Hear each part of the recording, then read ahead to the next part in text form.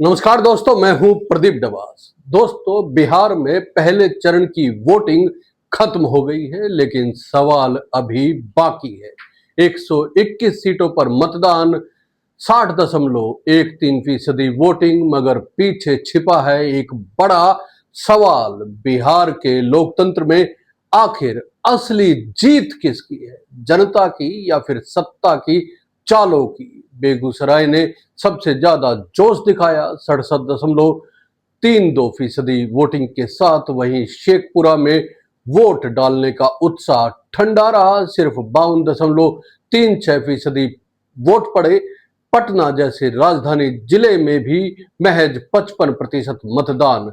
सवाल उठता है, क्या जनता को अब भी अपने वोट की ताकत पर भरोसा है, या ठगी, डर और धमकियों ने लोकतंत्र का गला घोट दिया है? दोस्तों, आज के दिन 18 जिलों की 121 सीटों पर 1314 उम्मीदवारों की किस्मत ईवीएम में बंद हो गई, लेकिन असल मुकाबला तो शायद अब शुरू हुआ है। कौन खेल रहा है वोटों की राजनीति और कौन खेल रहा है जनता के भरोसे की राजनीति? 104 सीटों पर सीधा मुकाबला है, 17 सीटों पर त्रिकोणीय लड़ाई है, यानी हर वोट अहम, हर वोट की गिनती निर्णायक। अब जरा जमीनी सच्चाई देखते हैं। लखीसराय में डिप्टी सीएम विजय सिन्हा की गाड़ी पर हमला हुआ, पटना में दरोगा को धमकाया गया, वैशाली में सीएपीसीएफ जवानों पर पत्थर बरसे, सीवान, दरभंगा और मुजफ्फरपुर में लोगों ने वोट का बहिष्कार किया। क्या ये है शांतिपूर्वक चुनाव? क्या ये है लोकतंत्र का उत्सव, या फिर ये हिंसा और भय का तमाशा कहा जाना चाहिए? दोस्तों, आप बताइए, क्या वोट डालना अब साहस का काम हो गया है? बिहार में विजय सिन्हा पर हुए हमले ने सियासी माहौल में मानो आग लगा दी। उन्होंने कहा, आरजेडी का गुंडा राज खत्म होगा, अब बुलडोजर चलेगा। अब सवाल यह है, क्या बिहार की राजनीति विकास पर वोट मांग रही है, या बदले की राजनीति पर?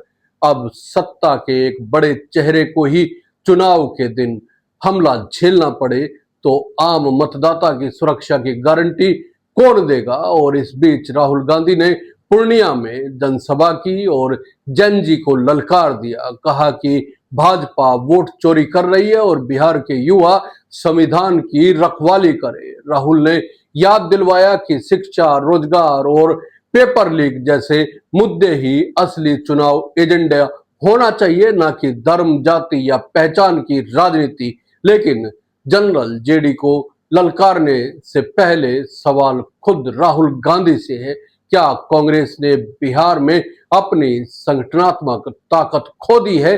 क्या महागठबंधन एकजुट होकर एनडीए से मुकाबला सच में कर रहा है, या फिर मैदान में भर्म है, समर्पण नहीं?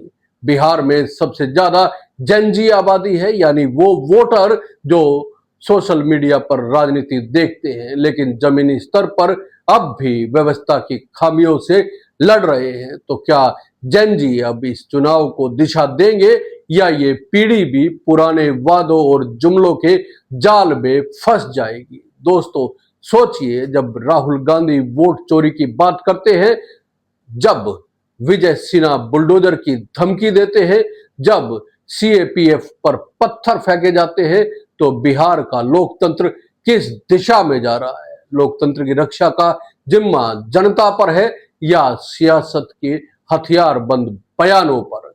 इस पहले चरण में 12 बड़ी घटनाएं हुई हैं, लेकिन हर घटना एक कड़वा सच कहती है। बिहार में अब भी लोकतंत्र को सुरक्षा की जरूरत है।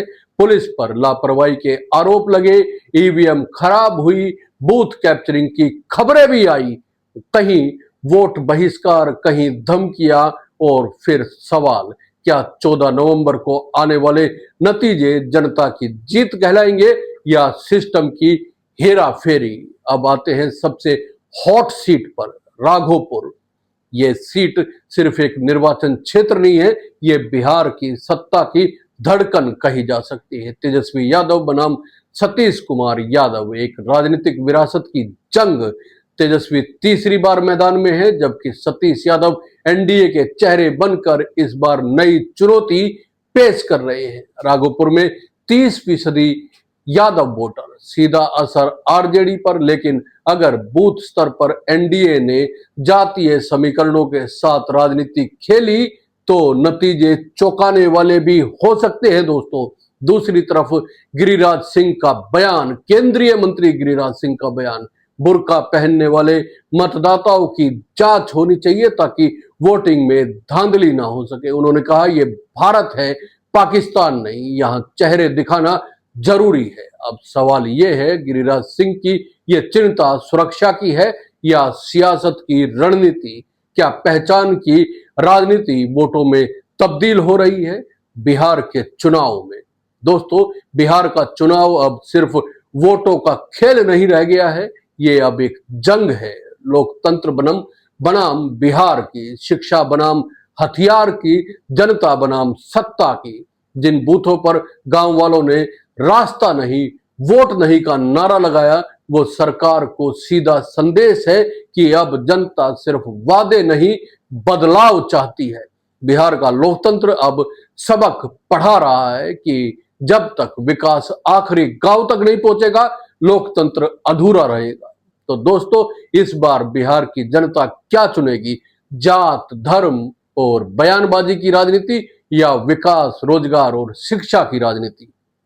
कमेंट में बताइए, क्या आपको लगता है कि बिहार में बदलाव हो रहा है या हम अब भी पुराने जाल में फंसे हुए हैं?